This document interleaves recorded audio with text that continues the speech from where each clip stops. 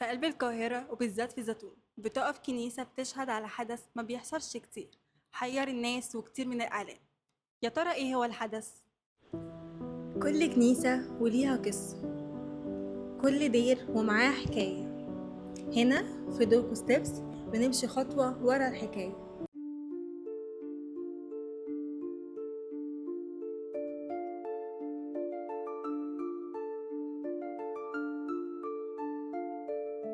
احنا النهارده في كنيسة عذراء زيتون.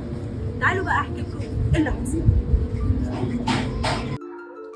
الكنيسة اتبنت سنة 1954 وبتتميز بالقبب المستديرة وبالتراث القبطي، وهنلاقي أيقونات بتروي قصص وشخصيات من الكتاب المقدس.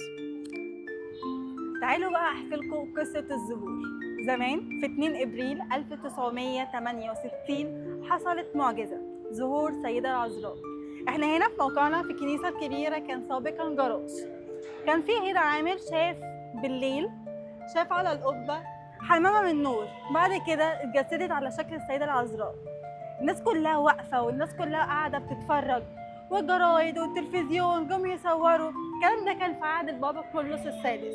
الظهور قعد لمدة شهرين، بس مش شهرين متواصل، على أيام متباعدة، يعني مثلا أسبوع وتظهر تاني. الناس كلها في مدة الشهرين دول كانت قاعدة بتستنى الظهور تاني للسيدة العذراء.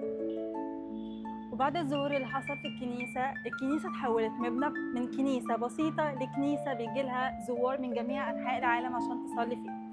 في الآخر نقدر نقول إن الكنيسة مش مجرد مبنى، لا، الكنيسة هي قصة إيمان ومعجزة حقيقية ثابتة في عقولنا.